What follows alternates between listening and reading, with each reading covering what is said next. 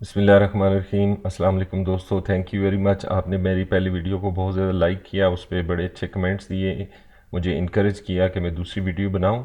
इसी सिलसिले में मैं दूसरी वीडियो के साथ आपके सामने हाजिर हूं।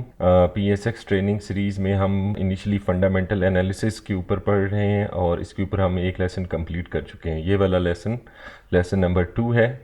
लेसन नंबर 2 पढ़ने से पहले मैं आपसे रिक्वेस्ट करना चाहूँगा कि आप प्लीज़ अपनी फीडबैक और कमेंट से ज़रूर आगाह कीजिएगा। आपकी फीडबैक्स और कमेंट मुझे इनक्रेज करते हैं कि मैं मज़ीद इस सीरीज़ के ऊपर काम करूँ। मेरा फेसबुक एड्रेस है asimjaved.sa। आप यहाँ पे मुझे ऐड भी कर सकते हैं, अपने कमेंट्स भी दे सकते हैं, मैसेज भी कर सकते हैं और फर्दर अगर कोई आपकी क्यूरीज हैं तो वो भी आप मुझसे पूछ सकते हैं। लेसन नंबर 2 जो है वो इनकम स्टेटमेंट एनालिसिस के ऊपर है। जैसा कि मैंने आपसे प्रॉमिस किया था कि नेक्स्ट टाइम हम इनकम स्टेटमेंट के ऊपर स्टडी करेंगे कि इनकम स्टेटमेंट को कैसे रीड करना है और उसका एनालिसिस कैसे करना है। इस लेसन के अंदर जो चीज़ें हम कवर करेंगे उसमें सबसे पहले यह है कि इनकम स्टेटमेंट क्या होती है, इंपॉर्टेंट सेक्शन क्या होते हैं इनकम स्टेटमेंट के, सेल्स का एनालिसिस आपने कैसे करना है, सेक्टर और इंडस्ट्री का एनालिसिस कैसे करना है और ग्रॉस प्रॉफिट एनालिसिस कैसे करना है। ये काफ़ी बड़ा टॉपिक है, तो हम इसको 2 या 3 लेसन के अंदर कंप्लीट करेंगे। फर्स्ट लेसन में हम ये 5 चीज़ें पढ़ेंगे और इससे आने वाले अगले लेसन जो हैं उसके अंदर हम इसकी बाकी चीज़ें पढ़ेंगे। सबसे पहले हम ये देखते हैं कि इनकम स्टेटमेंट होती क्या है। इनकम स्टेटमेंट के अंदर बेसिकली 2 चीज़ें होती हैं, एक होते हैं रेवेन्यूज़ और एक होते हैं एक्सपेंसेस। एक कंपनी ने पूरे साल के अंदर या किसी भी पीरियड के अंदर, ज़रूरी नहीं कि इनकम स्टेटमेंट पूरे साल की हो, इनकम स्टेटमेंट क्वार्टरली भी हो सकती है, हाफ ईयरली भी हो सकती है, मंथली भी हो सकती है। लेकिन जो लिस्टेड कंपनीज़ हैं उनके लिए ज़रूरी है कि वो अपने क्वार्टरली अकाउंट्स फाइल करें एससीसीपी के साथ, तो आपको क्वार्टरली इनकम स्टेटमेंट अवेलेबल होगी। इसी तरह आपको half yearly income statement available होगी और आपको एनुअल इनकम स्टेटमेंट अवेलेबल होगी।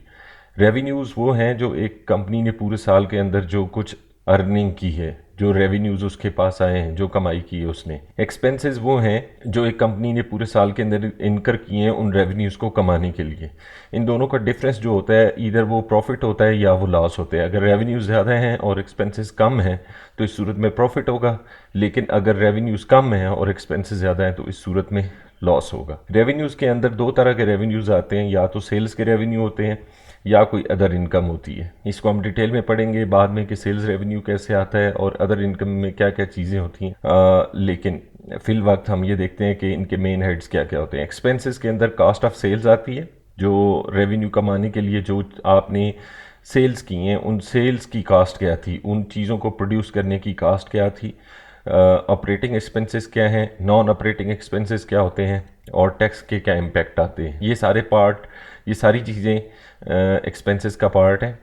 और जब रेवेन्यूज़ में से एक्सपेंसेस माइनस करते हैं तो आपके पास प्रॉफिट या लॉस आता है। प्रॉफिट या लॉस को 3 हेड्स में डिफरेंट रिप्रेजेंट किया जाता है। एक ग्रॉस प्रॉफिट होता है, एक ऑपरेटिंग प्रॉफिट होता है और एक नेट प्रॉफिट होता है। अगर आप सेल्स रेवेन्यू में से कॉस्ट ऑफ सेल्स को माइनस करें तो ग्रॉस प्रॉफिट आ जाता है। अगर ग्रॉस प्रॉफिट में से ऑपरेटिंग एक्सपेंसेस माइनस करें तो ऑपरेटिंग प्रॉफिट आ जाता है। अगर ऑपरेटिंग प्रॉफिट में से नॉन ऑपरेटिंग एक्सपेंसेस माइनस करेंगे तो नेट प्रॉफिट बिफोर टैक्स आ जाता है, और जब उसमें से टैक्स माइनस कर देते हैं तो नेट प्रॉफिट आफ्टर टैक्स आपके पास आ जाता है। अच्छा, ये होंडा एटलस की इनकम स्टेटमेंट है। इसको प्रॉफिट एंड लॉस भी अकाउंट भी कहते हैं। जैसे मैंने आपको फर्स्ट लेसन में बताया था कि इसका नाम प्रॉफिट एंड लॉस भी होता है और इसका नाम इनकम स्टेटमेंट भी होता है। ये होंडा एटलस के 2016 की एनुअल रिपोर्ट है, पूरे साल के अकाउंट्स है। इसमें से प्रॉफिट एंड लॉस का ये मैंने स्क्रीनशॉट लिया, ये आपके सामने मैं प्रेजेंट कर रहा हूँ। आप इसको डाउनलोड भी कर सकते हैं। होंडा की वेबसाइट के ऊपर जाके आप 2016 की एनुअल रिपोर्ट डाउनलोड करें तो आपको ये चीज़ वहाँ से नजर आएगी। सबसे पहले हम देखते हैं कि प्रॉफिट एंड लॉस अकाउंट के इंपॉर्टेंट सेक्शंस क्या क्या होते हैं। सबसे पहले आप इसकी हेडिंग पढ़ें। इसके ऊपर प्रॉफिट एंड लॉस अकाउंट लिखा हुआ है और नीचे लिखा हुआ है for the year ended March 31st 2016। आपने जब भी कोई प्रॉफिट एंड लॉस अकाउंट या इनकम स्टेटमेंट आपने पढ़नी है तो सबसे पहले आप उसकी हेडिंग पढ़ें ताकि आपको पता चले कि ये किस पीरियड से रेलेवेंट है। जो प्रॉफिट एंड लॉस अकाउंट होता है वो पूरे साल के लिए होता है या क्वार्टर के लिए होता है या 6 मंथ्स के लिए होता है या मंथली भी होता है। जब आप स्टडी कर रहे हो तो आपको ये पता हो कि आप क्या चीज़ पढ़ रहे हैं। आप एनुअल अकाउंट्स देख रहे हैं, आप क्वार्टरली इनकम देख रहे हैं, आप उसके मंथली इनकम देख रहे हैं, वट ये उसका पहला इंपॉर्टेंट पार्ट है। दूसरा इंपॉर्टेंट पार्ट, जब भी आप इनकम स्टेटमेंट या कोई भी फाइनेंशियल स्टेटमेंट्स आप पढ़ रहे हो तो आप ये देखें कि जब ऑडिटर ने या अकाउंटेंट ने अकाउंट्स प्रिपेयर किए तो उसने करेंसी किस तरह से रिप्रेजेंट की। यहाँ पे लिखा हुआ रुपीज इन थाउजेंड्स, तो इसका मतलब है कि जो भी फिगर्स यहाँ पर हैं वो थाउजेंड्स में हैं। जैसा कि सेल्स 2016 में इस वक्त 40 मिलियन की आपको नजर आ रही है, लेकिन चूंकि ये थाउजेंड्स में है तो ये 40 बिलियन है। इसी तरह 2015 की सेल जो है वो 37 बिलियन की है।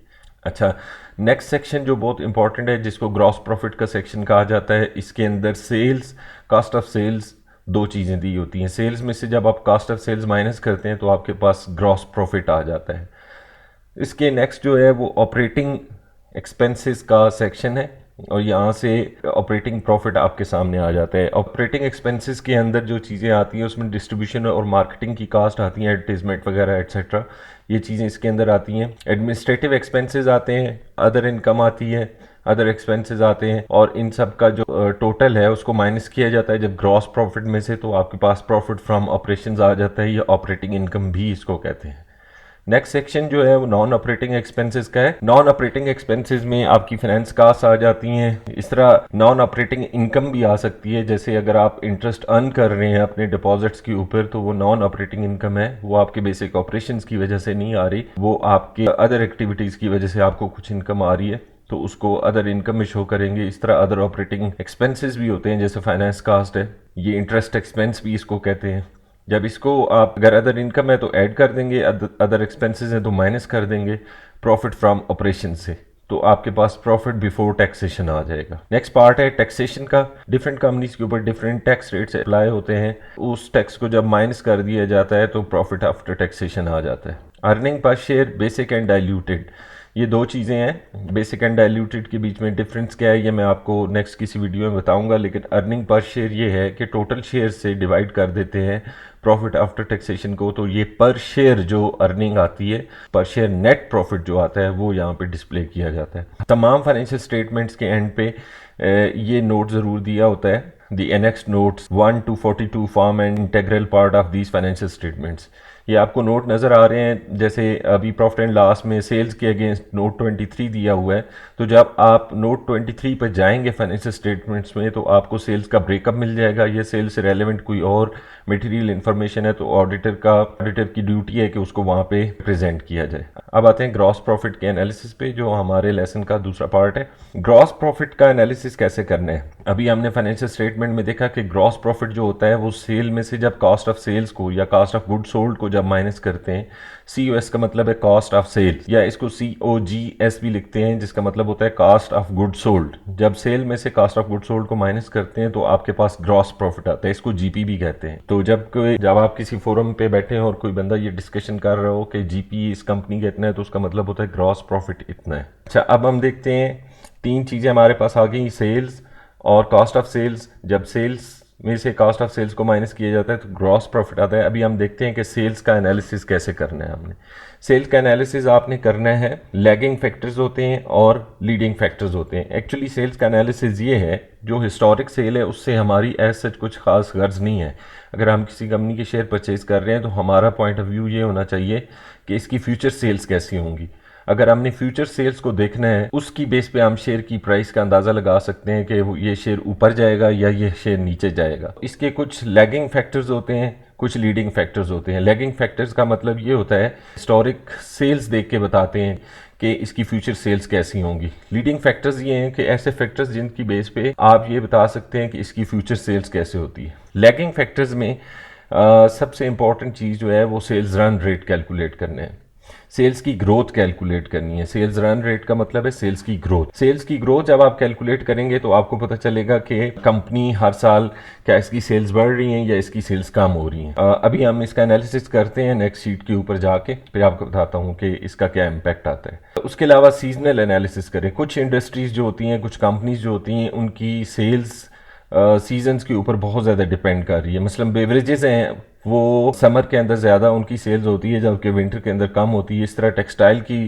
किसी और सीज़न में ज़्यादा सेल होती है, किसी सीज़न में कम होती है। सीमेंट की यही हिसाब है। इस हर इंडस्ट्री का कोई ऐसा सीज़न ज़रूर होता है जिसके अंदर उसकी सेल्स मैक्सिमम होती है और बाकी सीजन्स के अंदर उसकी कम होती है। तो ये एनालिसिस भी आपने ज़रूर करना है कि जब आप शेयर की वैल्यूएशन कर रहे हैं तो आप किस सीज़न में खड़े हैं और आप क्या एक्सपेक्ट कर रहे हैं कि नेक्स्ट क्वार्टर के अंदर इसकी सेल्स कैसी रहेंगी। ये ज़्यादा इंपॉर्टेंट है, ये आपको ज़्यादा हेल्प करते हैं जिसकी मदद से आप फ्यूचर की सेल्स इधर कैलकुलेट कर सकते हैं। इसमें सबसे इंपॉर्टेंट है इंडस्ट्री एनालिसिस, पॉपुलेशन ग्रोथ देखें आप क्या हो रही है मार्केट में, आपकी कंपनी जिसको आप कंसिडर कर रहे हैं जिसका शेयर परचेज करने के लिए, उसका मार्केट शेयर क्या है। न्यूज़ और रिव्यूज़, आपकी कंपनी की जो प्रोडक्ट्स हैं उनके बारे में न्यूज़ क्या हैं और उसके रिव्यूज़ क्या हैं, ये भी आप पढ़ें। और कंजम्पशन फ्रीक्वेंसी पढ़ें कि आपकी कंपनी जिसका आप शेयर परचेज करने जा रहे हैं उसकी प्रोडक्ट्स की कंजम्पशन फ्रीक्वेंसी क्या है। जैसे अगर हम होंडा की बात करें तो चूंकि हम होंडा की फाइनेंशियल स्टेटमेंट्स देख रहे हैं तो आप देखें कि इसकी कंजम्पशन फ्रीक्वेंसी जो है वो किसी फूड प्रोडक्ट से बहुत ज़्यादा कम है। फूड के प्रोडक्ट तो आप डेली बेसिस पे परचेज करते हैं लेकिन गाड़ी आप डेली बेसिस पे परचेज नहीं करते। इन सब को हम वन बाय वन अभी देखेंगे आगे जाके। सबसे पहले हम देखते हैं कि जो लैगिंग इंडिकेटर्स हैं वो क्या हैं। हिस्टोरिकल एनालिसिस करें। हिस्टोरिकल एनालिसिस ये देखें, ये मैंने आपको लास्ट लेक्चर के दौरान बताया था, लास्ट लेसन में मैंने बताया था आपको कि डिफरेंट वेबसाइट्स हैं जहाँ पे कंपनीज का फाइनेंशियल डाटा मौजूद है। उन्हीं में से एक वेबसाइट जो है ये बिजनेस रिकॉर्डर की वेबसाइट जो मैंने आपको बताई थी KHIStocks.com, उससे जाके मैंने ये इसके फाइनेंशियल्स डाउनलोड किए हैं। ये 8 साल के फाइनेंशियल्स हैं, 2009 से लेके 2016 तक के फाइनेंशियल्स हैं। ये उसका प्रॉफिट एंड लॉस अकाउंट है जो मैंने डाउनलोड किए। अब आपने हिस्टोरिकल एनालिसिस करना कैसे, यह भी मैं आपको बताता हूँ। आपने ये डाटा जब डाउनलोड कर लिया, आप इसको माइक्रोसॉफ्ट एक्सेल के अंदर ले जाएं। माइक्रोसॉफ्ट एक्सेल के अंदर जब आप इसको ले जाएंगे, ये देखें यहाँ माइक्रोसॉफ्ट एक्सेल के अंदर मैंने ये डाटा डाउनलोड किया हुआ है। यहाँ पर इसकी सेल्स जो हैं वो सारी की सारी रिप्रेजेंट हो रही हैं 2016 की, 2015 की से लेके और इस तरह 2009 तक की सेल्स हैं। आपने पहला ओवरव्यू ये करना है कि ये देखना है कि ये फिगर्स हैं किस में। मैंने इन फिगर्स को PKR मिलियंस में कन्वर्ट कर दिया है ताकि हमें समझने में ज़रा ज़्यादा ईजी हो।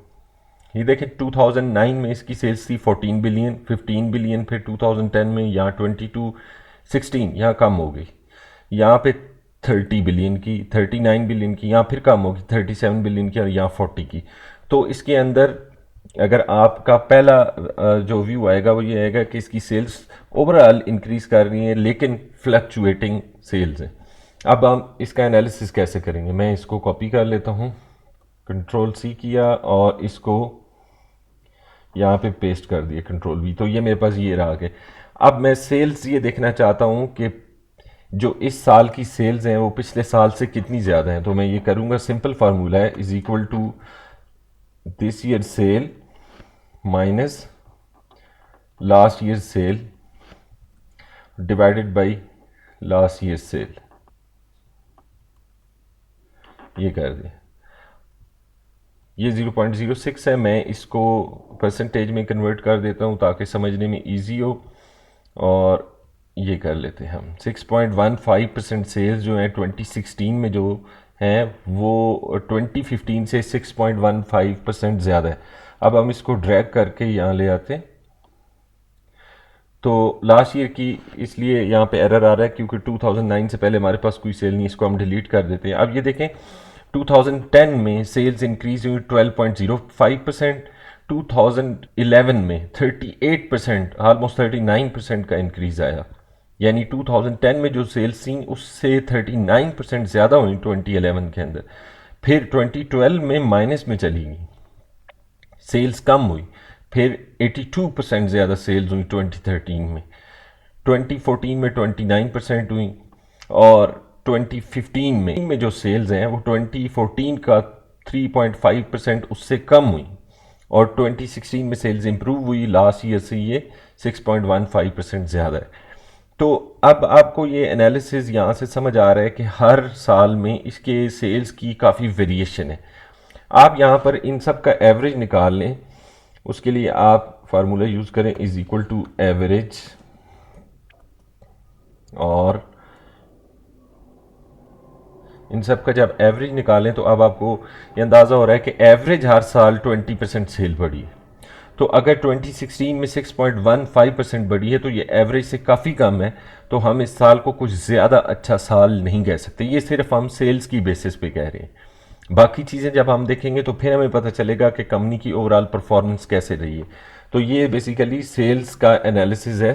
ये यहाँ पे परसेंटेजेस से आपको पता चल रहा है कि किस साल में सेल्स पिछले साल से ज़्यादा थी या कम थी, और कितनी ज़्यादा थी और कितनी कम थी। तो हिस्टोरिकल एनालिसिस से बेसिकली आप सेल्स का एनालिसिस करना चाहें तो यहाँ से आप एवरेज रन रेट उसका निकाल सकते हैं। अगर किसी साल में उसकी सेल्स जो है वो एवरेज सेल से कम आ रही है तो इसका मतलब है कि कंपनी कुछ ज़्यादा अच्छा परफॉर्म नहीं कर रही ऑन द सेल्स फ्रंट। ये याद रखें कि आप सिर्फ सेल की बेस पे ये डिसीजन नहीं कर सकते कि कंपनी अच्छा परफॉर्म कर रही है या बुरा परफॉर्म कर रही है। सेल्स के एनालिसिस को टॉप लाइन एनालिसिस भी कहा जाता है। टॉप लाइन इसलिए कहा जाता है कि किसी भी फाइनेंशियल स्टेटमेंट के अंदर ये देखें, जो सेल्स है ये फर्स्ट लाइन है, इसको टॉप लाइन कहा जाता है। इस तरह बॉटम लाइन जो है वो अर्निंग आफ्टर टैक्स जो है ये बॉटम लाइन होती है। बॉटम लाइन इसलिए कहते हैं कि ये सबसे आखिरी लाइन होती है। तो अगर आप एनालिसिस करना चाह रहे हैं किसी कंपनी का और आप ब्रीफली एनालिसिस करना चाह रहे हैं तो आप उसका टॉप लाइन एनालिसिस करें कि सेल्स में क्या इंप्रूवमेंट आई या सेल्स क्या ओवर द पीरियड कम हो रही हैं। इस तरह बॉटम लाइन एनालिसिस करें कि नेट प्रॉफिट आफ्टर टैक्सेस जो है या ईपीएस अर्निंग पर शेयर जो है वो हर आने वाले साल के साथ कम हो रही है या ज़्यादा हो रही है। इसको टॉप लाइन और बॉटम लाइन एनालिसिस कहते हैं। अच्छा, सीजनल जो है, सीजनल इम्पैक्ट वो आप डिफरेंट कंपनीज का देख लें। इस तरह जिस तरह हमने इसकी एनुअल स्टेटमेंट्स डाउनलोड की, अगर आप क्वार्टरली स्टेटमेंट्स डाउनलोड करें या फिर आप scstrade.com पे चले जाएं, वहाँ पे क्वार्टरली फाइनेंशियल्स पड़े हुए हैं। क्वार्टरली फाइनेंशियल्स देख के आपको ये अंदाज़ा हो जाएगा कि कंपनी की सेल्स नॉर्मली किस क्वार्टर में ज़्यादा होती हैं और किस क्वार्टर में कम होती हैं। और जब आप शेयर परचेज करना चाह रहे हो तो एंट्री लेवल डिसाइड करने के लिए आप ये देखें कि आप किस सीज़न के अंदर वो परचेज करें। एक वो सीज़न जिसके अंदर कंपनी की सेल अगर कम होती है नॉर्मली, आप उस जगह पे परचेज करेंगे तो उसका इम्पैक्ट कुछ और होगा।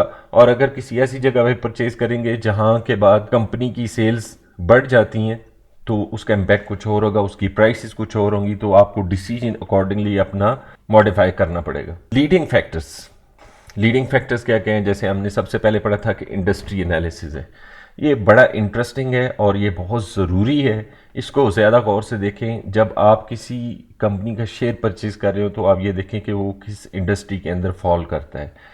अच्छा, यहाँ पे बहुत ज़्यादा लोगों के बीच में कन्फ्यूजन पाई जाती है। मैं अक्सर फोरम्स पे भी देखता हूँ कि लोग सेक्टर और इंडस्ट्री को मिक्स कर देते हैं या उनको समझ नहीं आती कि सेक्टर क्या चीज़ है या इंडस्ट्री क्या चीज़ है। याद रखें कि सेक्टर एक बड़ी चीज़ है और इंडस्ट्रीज उसका पार्ट होती हैं। एक सेक्टर के अंदर एक से ज़्यादा इंडस्ट्रीज हो सकती हैं। इंडस्ट्री के अंदर सेक्टर्स नहीं होते, सेक्टर के अंदर इंडस्ट्रीज होती। अल्दो कि इसके अंदर भी काफ़ी वो इख्तलाफ पाया जाता है मुख्तलिफ इकोनॉमिस्ट के बीच में कि सेक्टर बड़ा होता है या इंडस्ट्री बड़ा होता है, लेकिन ज़्यादा लोग ये बिलीव करते हैं कि सेक्टर जो है वो बड़ा होता है और इंडस्ट्रीज उसका पार्ट होती हैं। इसकी एग्जांपल भी मैं आपको देता चलूं। जैसे अगर आप हेल्थ सेक्टर की बात करें, हेल्थ सेक्टर एक सेक्टर है, इसके अंदर इंडस्ट्रीज क्या क्या आ सकती हैं? फार्मास्यूटिकल की इंडस्ट्री इसका पार्ट हो सकती है, जो लोग मेडिसिन बनाते हैं और बेचते हैं। मेडिकल इक्विपमेंट वो भी इसका पार्ट है, जो लोग डिफरेंट सर्जिकल इक्विपमेंट्स बनाते हैं वो इसका पार्ट है। हेल्थ इंश्योरेंस भी हेल्थ सेक्टर का एक पार्ट है। इसी तरह हॉस्पिटल्स जो हैं वो भी हेल्थ सेक्टर का एक पार्ट है। तो हॉस्पिटल एक इंडस्ट्री है, हेल्थ इंश्योरेंस एक इंडस्ट्री है, मेडिकल इक्विपमेंट एक इंडस्ट्री है, फार्मास्यूटिकल एक इंडस्ट्री है, और ये सब पार्ट है हेल्थ सेक्टर का। तो इंडस्ट्री और सेक्टर के बीच में आई गेस आपको डिफरेंस काफ़ी हद तक क्लियर हो चुका होगा। अब नेक्स्ट काम आपने ये करना है कि आपने ये देखना है कि आपकी इंडस्ट्री किस कैटेगरी में फॉल करती है।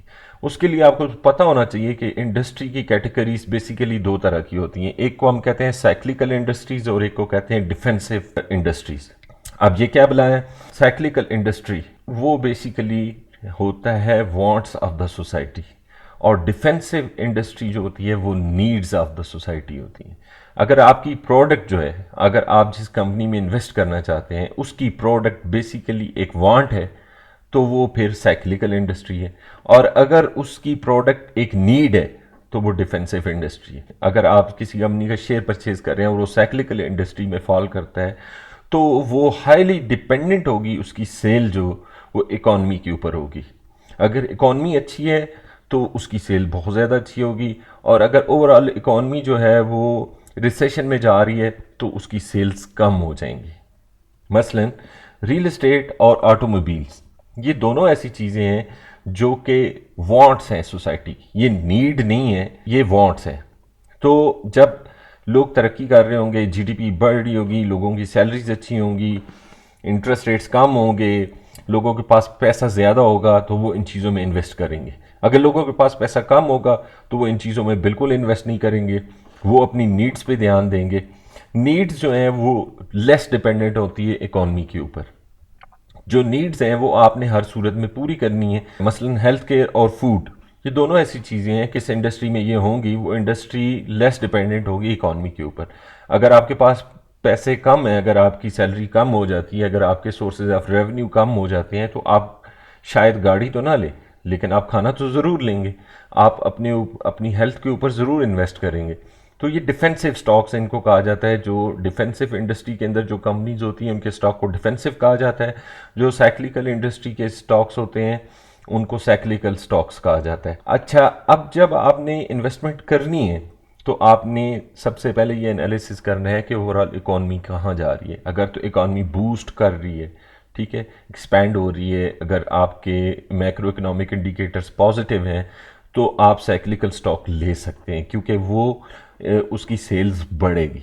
लेकिन अगर इकॉनमी रिसेशन में जा रही है तो फिर आप शिफ्ट करके फौरी तौर पे डिफेंसिव स्टॉक्स पे आ जाएं, क्योंकि डिफेंसिव स्टॉक्स जो हैं उन पे इकॉनमी का ज़्यादा असर नहीं होता। अगर इकॉनमी अच्छी भी हो रही हो तब भी डिफेंसिव स्टॉक पे उसका असर नहीं होता। उसकी रीज़न क्या है कि अगर जीडीपी 4.2% है, तो अगर आप फूड के ऊपर एक्सपेंस कर रहे हैं 200 रुपये का और आप दिन में 2 रोटियां खा रहे हैं, तो अगर जीडीपी 8% होगी तो आप 4 रोटियां खाना नहीं शुरू कर देंगे। अगर आप पहले एक बेड पे सोते हैं और इकॉनमी बहुत अच्छी होगी और आपके पास बहुत ज़्यादा पैसे आ गए तो आप कोई कमरे के अंदर 2 बेड नहीं रख लेंगे, ठीक है। अगर आप हेल्थ के ऊपर, बोथ केसेस इकॉनमी अच्छी है या बुरी है वो आपकी हेल्थ के ऊपर डिपेंड करता है कि आप हेल्थ के ऊपर कितना एक्सपेंस करेंगे। इन बोथ केसेस इकॉनमी अच्छी है या बुरी है, आपका एक्सपेंस ऑलमोस्ट सेम रहेगा। हाँ, ये है कि अगर आपके पास थोड़े से पैसे ज़्यादा हैं किसी टाइम पे तो आप किसी अच्छे हॉस्पिटल में चले जाएंगे, अदरवाइज़ आप किसी कम अच्छे हॉस्पिटल में चले जाएंगे। इन डेप्थ इसका एनालिसिस करें, ये सोचें, आप इसको, ये बेसिकली कॉमन सेंस है, आप इसको खुद पे अप्लाई करके देख लें कि आपके पास पैसे होंगे तो आप क्या परचेज करेंगे, अगर आपके पास पैसे नहीं होंगे तो कम से कम क्या आपको परचेज करना है। जो कम से कम आपको परचेज करना है वो डिफेंसिव है, जो आपकी विशेज हैं वो cyclical stocks. Other leading factors क्या क्या हैं, पॉपुलेशन का एनालिसिस करें। अगर आपकी पॉपुलेशन ओवर द पीरियड बढ़ रही है तो आप ये देखें कि कंज्यूमर्स भी, आपकी कंपनी की जो भी प्रोडक्ट है उसके कंज्यूमर्स बढ़ रहे होंगे। लेकिन पॉपुलेशन में ये एनालिसिस करने से पहले देख लें कि आपकी प्रोडक्ट का कंज्यूमर ग्रुप कौन सा है। मसलन अगर आप गाड़ियों की बात कर रहे हैं तो आप पॉपुलेशन का एनालिसिस करें कि 30 ईयर्स एंड अबव एज के लोग कितने हैं, क्योंकि गाड़ी जो है वो 5 साल का बच्चा तो नहीं परचेज करता। नॉर्मली गाड़ी जो परचेज करते हैं लोग वो 30 साल से ज़्यादा एज के होते हैं। तो आप एज ग्रुप देखें कि आपकी प्रोडक्ट का एज ग्रुप जो है उसका पोर्शन ओवरऑल पॉपुलेशन में कितना है। उसके बाद देखें मार्केट शेयर, आपकी प्रोडक्ट का मार्केट शेयर क्या है। आपके प्रोडक्ट, अगर जो आप जिस कंपनी का शेयर खरीदना चाह रहे हैं उसके कंपेटिटर कौन कौन से हैं। मसलन अगर आप होंडा की बात करते हैं तो होंडा के कंपेटिटर्स में इंडस मोटर्स आ जाता है, सुजुकी आ जाता है। अच्छा, जब आप मार्केट शेयर का एनालिसिस करेंगे तो आपको ये पता चलेगा कि मेरी कंपनी का ओवरऑल सेल्स में कितना पोर्शन है। अगर आपकी कंपनी का पोर्शन ओवर द पीरियड बढ़ रहा है तो ये पॉजिटिव बात है। अगर आपकी कंपनी का शेयर ओवर द पीरियड कम हो रहा है तो ये अच्छी बात नहीं है। उसके अलावा आप ये देखें कि कुछ न्यू कंपेटिटर्स आ रहे हैं, कुछ न्यू टेक्नोलॉजी आ रही है जिसकी वजह से मेरी कंपनी को ओवर द पीरियड जो है वो प्रॉब्लम फेस कर सकती है, वो आप आइडेंटिफाई करें। मार्केट शेयर आपने अगर देखना है, जैसे हम होंडा की बात करें तो डिफरेंट इंडस्ट्रीज़ की डिफरेंट एसोसिएशंस बनी हुई हैं, वो अपना डाटा रिलीज़ करती हैं, बाज़ ईयर रिलीज़ करती हैं, बाज़ मंथली रिलीज़ करती हैं। जैसे हम अगर मोटर व्हीकल्स की बात करें, ऑटोमोबाइल्स की बात करें तो पाकिस्तान ऑटोमेटिव मैन्युफैक्चरर्स एसोसिएशन है, इसकी ये वेबसाइट है, ये मंथली डाटा रिलीज़ करते हैं कि कौन सी प्रोडक्ट की कितनी सेल हुई है। डिफरेंट कंपनीज का भी करते हैं, डिफरेंट प्रोडक्ट्स का भी करते हैं। मसलन अगर होंडा की बात करते हैं तो होंडा के अंदर वो ये बताते हैं कि होंडा सिविक की क्या सेल हुई है, अकॉर्ड की क्या सेल हुई है, होंडा सिटी की क्या सेल हुई है, and so on so fourth. तो आपको अपनी प्रोडक्ट का एनालिसिस पता चल जाएगा, आप मार्केट शेयर इसको आइडेंटिफाई कर सकते हैं। ये तकरीबन हर मंथ की 14 या 15 या 16 तारीख को ये इन डिफरेंट डेट्स पे ये अपना डाटा रिलीज़ करते हैं, और हर मंथ में फिर जो इससे रेलेवेंट शेयर की प्राइसेस हैं वो ऊपर जाती हैं या नीचे जाती हैं। अच्छा, आप अपनी प्रोडक्ट का न्यूज़ एंड रिव्यूज़ भी ज़रूर पढ़ें। न्यूज़ और रिव्यूज़ से ये मुराद है कि आप ये देखें कि ओवरऑल लोग आपकी कंपनी की प्रोडक्ट के बारे में क्या बात कर रहे हैं। मुख्तलिफ फोरम्स बने हुए हैं, जैसे अगर हम ऑटोमोबाइल्स की बात करें तो parkwheels.com एक फ़ोरम बना हुआ है जहाँ पे लोग अपने रिव्यूज़ सबमिट करते हैं कि कौन सी गाड़ी कैसी है। इसके अलावा भी काफ़ी सारे हैं, लेकिन मेरे जहन में इस वक्त ये आ रहा था पार्क व्हील्स, तो मैंने ये डाल दिया है। पार्क व्हील्स के ऊपर आपको रिव्यूज़ मिल जाते हैं कि कौन सी प्रोडक्ट कैसी जा रही है। मतलब ये मैं एक आपको करंट एक एग्जांपल दूं, गैलेक्सी का नोट 7 आया है जिसके अंदर ये एक इशू आया है कि उसकी बैटरी जो है वो बस्ट हो जाती है, उसकी सेल्स बंद होगी, उसकी सेल्स कम होगी। अगर आपने गैलेक्सी के अंदर इन्वेस्ट किया होता है, सैमसंग के अंदर इन्वेस्ट किया होता है, वो है नहीं पाकिस्तान में, लेकिन एक जस्ट एग्जांपल दे रहा हूँ, तो आपको अगर आप रिव्यूज़ ना पढ़ें और आप अब न्यूज़पेपर्स ना पढ़ें और आप डिफरेंट फोरम्स को फॉलो ना करें, तो आपको नहीं पता चलेगा कि सैमसंग के साथ कितना बड़ा इशू आ गया। तो आप उसमें इन्वेस्ट किए रखते तो ओवर द पीरियड आपको काफ़ी लॉस हो जाता। तो इसलिए न्यूज़ और रिव्यूज़ अपनी कंपनी की प्रोडक्ट्स के बारे में ज़रूर पढ़ें, ख़ुद वो प्रोडक्ट्स भी ख़रीदें ताकि आपको पता चले कि ये ओवरऑल इसकी क्वालिटी क्या है, इसके कंपेटिटर्स की प्रोडक्ट भी ख़रीदें, या अगर प्रोडक्ट काफ़ी महंगी है तो आप ख़रीदें ना, लेकिन उसके न्यूज़ एंड रिव्यूज़ ज़रूर पढ़ें। कंजम्पशन फ्रीक्वेंसी बहुत ज़्यादा इंपॉर्टेंट है इस सेंस में कि आपने ये देखना है कि लोग आपकी कंपनी की प्रोडक्ट नॉर्मली कितने अरसे के बाद दोबारा ख़रीदते हैं, क्योंकि इससे आप जब पॉपुलेशन को इसके साथ कंपेयर करेंगे तो आप अपनी फ्यूचर्स की सेल्स को एक्चुअली प्रिडिक्ट कर सकते हैं। अगर आप इसको नहीं अकाउंट फॉर करेंगे तो आप फ्यूचर सेल्स की जो कैलकुलेशन है वो आपके लिए थोड़ी डिफ़िकल्ट हो जाएंगी। अच्छा, अब आते हैं कॉस्ट ऑफ सेल्स का एनालिसिस कैसे करना है। कॉस्ट ऑफ सेल्स का एनालिसिस जो है वो आपने हिस्टोरिक एनालिसिस करना है, जिस तरह हमने सेल्स का किया है। परसेंटेज ऑफ सेल्स आप निकालनी है, मैं अभी आपको एक्सेल के अंदर कैलकुलेट करके बताता हूँ कि इसको करना कैसे है। ये देखें, जहाँ पे हमने सेल्स कैलकुलेट की थी, यहाँ हम कॉस्ट ऑफ गुड सोल्ड हम निकालते हैं। कॉस्ट ऑफ गुड सोल्ड आपने कैसे निकालनी है, आपने सिंपली करना है is equal to cost of good sold divided by sales. तो ये आपको यहाँ से पता चल गया कि आपकी सेल्स का 84.92% उसकी कास्ट है। इसको कॉपी कर लें और इसको 2009 तक अप्लाई करें। ओवर द ये आपकी एवरेज आ गई है। इसको दोबारा से कैलकुलेट करते हैं क्योंकि इसमें 2009 मिसिंग था।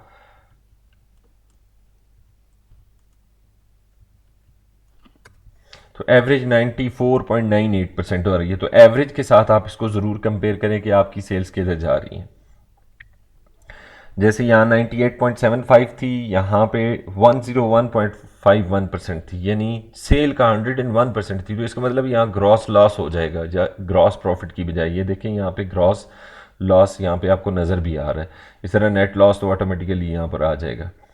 यहाँ पे 99% थी, लेकिन ग्रॉस प्रॉफिट तो हुआ, लेकिन ऑपरेटिंग एक्सपेंसेस इतने ज़्यादा थे कि उसने नेट प्रॉफिट को माइनस में कर दिया। इस तरह यहाँ पे 100% थी, 100% से थोड़ी ज़्यादा ही है तो ग्रॉस लॉस हो गया। यहाँ पे 95% हुई, 92% हुई, 87% हुई और 84% हुई। और द पीरियड आपको ये फील हो रहा है कि कास्ट ऑफ गुड सोल्ड जो है वो कम हो रही है, एटलीस्ट पिछले 4 साल से। 2012 में 100% थी, यहाँ पे 95, यहाँ पे 92, यहाँ पे 87 और यहाँ पे 84। लेकिन आप इसकी बेस पे सिंपली ये नहीं डिसाइड कर सकते कि कास्ट ऑफ गुड सोल्ड जो है वो एक्चुअली काम हो रही है। उसकी कास्ट ऑफ गुड सोल्ड के कुछ और फैक्टर्स भी होते हैं जिनको देखना बहुत ज़्यादा ज़रूरी है। मैं आपको नेक्स्ट स्लाइड में ये बताता हूँ कि क्या इम्पैक्ट्स हैं उसके। अच्छा, उसके अलावा आप रॉ मटेरियल का एनालिसिस करें कि आपकी कंपनी जो प्रोडक्ट बना रही है उसका रॉ मटेरियल कहाँ से आ रहा है, उसका रॉ मटेरियल किस इंडस्ट्री से आ रहा है। जैसे कि होंडा का एनालिसिस करें तो स्टील इंडस्ट्री बहुत ज़्यादा इसके ऊपर असर करती है। इसके ऊपर टायर्स जो बनाने वाली कंपनी है उनकी कास्ट ऑफ प्रोडक्शन और उनकी सेल प्राइस वो डिपेंड करती है। तो फीडिंग इंडस्ट्री का एनालिसिस बहुत ज़्यादा ज़रूरी है, जो इसके लिए रॉ मटेरियल सप्लाई करती है उनकी क्या कंडीशन है। अगर वो प्रॉब्लम में चली गई तो आपकी कंपनी भी ज़रूर प्रॉब्लम में जाएगी, और अगर वो प्रॉस्पर कर रही हैं और उनकी सेल्स बढ़ रही है तो आपकी कंपनी इसका मतलब अच्छा परफॉर्म करेगी। लेबर पॉलिसीज़ और रेगुलेशंस क्या हैं। कास्ट ऑफ गुड सोल्ड में 3 इंपॉर्टेंट चीज़ें होती हैं। कास्ट ऑफ गुड सोल्ड में सबसे पहले मटेरियल की कास्ट होती है, फिर लेबर की कास्ट होती है और फिर ओवरहेड्स होते हैं। लेबर वो होती है जो directly production of the goods के अंदर इन्वॉल्व होती है। अगर कोई ऑफिस में बैठा बंदा अकाउंटेंट है या मार्केटिंग एग्जेक्टिव है या कोई एडमिनिस्ट्रेशन में है, तो वो लेबर नहीं कहलाएगी, वो ऑपरेटिंग एक्सपेंसेस के अंदर उनकी कास्ट फॉल करती है। लेकिन लेबर वो है जो डायरेक्टली फैक्ट्री के अंदर काम कर रही है, जो इस चीज़ को प्रोड्यूस कर रही है। तो अगर गवर्नमेंट की पॉलिसी एक आ जाती है कि लेबर की जो मिनिमम वेजेस हैं वो नेक्स्ट फाइनेंशियल ईयर से जी वो 40% इंक्रीज़ कर दें आप, अगर ऐसा होगा तो आपकी कास्ट ऑफ प्रोडक्शन या आपकी कास्ट ऑफ सेल्स जो है वो ऊपर चली जाएगी। तो आपने इन चीज़ों के ऊपर भी ध्यान रखना है। उसके अलावा मैक्रो इकोनॉमिक फैक्टर्स हैं। अगर आपकी कंपनी कोई चीज़ इंपोर्ट करती है तो आपने ये देखना है कि इंपोर्ट ड्यूटीज़ किधर जा रही हैं, आपने ये देखना है कि एक्सचेंज रेट किधर जा रहे हैं। ये सारी चीज़ें उसकी कास्ट ऑफ सेल्स के ऊपर इम्पेक्ट करती हैं। इसकी मैं एक आपको छोटी सी एग्जांपल दे दूं कि चूँकि हम होंडा को डिस्कस कर रहे हैं, तो होंडा अपने पार्ट्स जो हैं ये जापान से मंगाता है। तो जैपनीज करेंसी येन है। येन और पीकेआर का एक एनालिसिस यहाँ पर मैंने एक ये investing.com से एक्चुअली मैंने कॉपी किया है चार्ट। ये यहाँ पे मैंने इसकी एक स्नैपशॉट ली। ये मंथली डाटा है। अगर आप देखें तो ओवर द पीरियड ये 2009 से लेके 2016 तक का डाटा है। तो आप येन की मूवमेंट को अगर देखें तो ये पहले शुरू में 2013 तक ये ऊपर के है, फिर ये काफ़ी नीचे आया है। यहाँ पे तो काफ़ी नीचे आ गया 2015 के अंदर, और ये वापस अब ऊपर की तरफ जा रहा है। इसका इम्पैक्ट क्या होगा? इसका इम्पैक्ट बताने के लिए अगर आप देखें तो ये हम करंट इसकी जो प्राइस है, एक्सचेंज रेट है, करंट एक्सचेंज रेट है, यहाँ पर हम एक लाइन ड्रॉ करते हैं। अब अगर हम कास्ट ऑफ गुड सोल्ड जो अभी हमने एक्सेल में कैलकुलेट की थी उसका स्नैपशॉट लेके यहाँ मैंने पेस्ट कर दिया है। देखिए 2016 के अंदर हम ये देख रहे थे कि कास्ट ऑफ सेल्स जो है वो 84.92% है। तो ये 84.92% क्यों है 2016 के अंदर, ये अब आपको यहाँ से बेहतर पता चल रहा होगा, क्योंकि इसकी जो इम्पोर्ट की प्राइस थी, जो चीज़ें इसने इंपोर्ट की उनकी प्राइसेस बहुत नीचे थी, क्योंकि यहाँ पे येन काफ़ी वीक था पीकेआर के मुकाबले में 2016 के अंदर। 2016 मार्च में, इसका ईयर एंड होता है मार्च 31 को, तो मार्च 31 यहाँ पे बनता है। यहाँ पे देखें ये सारा इस लाइन से नीचे है, तो इस वजह से इसकी कास्ट ऑफ सेल्स कम हुई है। सिमिलरली 2015 का जो मार्च था वहाँ पे भी ये कम थी। अब अगर देखें तो ये इस लेवल पे पहले मौजूद था 2011 के अंदर, ठीक है। तो 2011 यहाँ पे देखें, ये 2011 है। 2011 में ये इसकी कास्ट ऑफ सेल देखें तो 99.10% थी। 2012 में ये देखें येन इससे ऊपर रहा है और इसकी कास्ट 100% थी। कास्ट ऑफ सेल्स जो थी वो 100% थी। अब आप इसको कंपेयर करते जाएं कि येन की एक्सचेंज, येन और पीकेआर का एक्सचेंज रेट है, उसका क्या इम्पैक्ट आता है। 2013 में चूंकि येन नीचे की तरफ आ रहा था तो इसकी कास्ट ऑफ सेल्स थोड़ी सी कम होगी, 95.2% पे रहेगी। यहाँ पे ये भी डिपेंड करता है कि कंपनी अगर हेजिंग करा लेती है तो हेजिंग से उसका लॉस किसी हद तक रिकवर हो सकता है। यहाँ पे 2013 के अंदर 95.22% उसकी कॉस्ट ऑफ सेल्स रही है। 2014 के अंदर अगर आप देखें तो 92.7 रही है, क्योंकि यहाँ पे येन थोड़ा सा नीचे आ गया था। 2015 के अंदर आपको समझ आ रही होगी कि अगर कॉस्ट ऑफ सेल्स 87% रह गई हैं तो उसकी क्या वजह है कि येन डिक्रीज होके कहाँ तक आ गया था 2015 के अंदर। इसी तरह 2016 के अंदर भी येन चूँकि काफ़ी नीचे रहा है तो ये इसका बेनिफिट जो है वो कॉस्ट ऑफ सेल्स की कम होने की शक्ल में इसको मिला है। तो जब आप एनालिसिस कर रहे हो तो अपनी कंपनी से रेलेवेंट सारे फैक्टर्स देखें। आप उसकी फीडिंग इंडस्ट्री को देखें, उसकी सेल्स ग्रोथ को देखना है तो इंडस्ट्री का एनालिसिस करें। आप ये देखें कि आप डिफेंसिव स्टॉक में ट्रीट कर रहे हैं या आप साइक्लिकल स्टॉक में ट्रीट कर रहे हैं। साइक्लिकल आपको बहुत ज़्यादा कैपिटल गेन दे सकता है अगर मार्केट ऊपर जा रही है, और डिफेंसिव आपको कांस्टेंट डिविडेंड्स दे सकता है, लेकिन उसके अंदर ग्रोथ एज सच इतनी ज़्यादा नहीं होती। इस तरह कास्ट ऑफ सेल्स भी आप देखें कि वो किन चीज़ों पे डिपेंड कर रही है, उसकी फीडिंग इंडस्ट्रीज़ कौन सी हैं, वो क्या इंपोर्ट होती हैं, तो इंपोर्ट पॉलिसीज़ में कोई मेजर चेंज आया है। अगर इंपोर्ट पॉलिसी में मेजर चेंज नहीं आया तो लेबर लॉज में कोई ऐसा चेंज आया है जिसकी वजह से कॉस्ट ऑफ सेल्स बढ़ सकती है, या फिर एक्सचेंज रेट जो है उसके ऊपर भी आपने गौर करना है कि वो किस तरफ जा रहे हैं। अगर एक्सचेंज रेट अगर आप यहाँ से येन और पीकेआर का देखें तो मेरे हिसाब में होंडा की जो कॉस्ट ऑफ सेल्स है वो इस दफ़ा काफ़ी बढ़ जाएगी।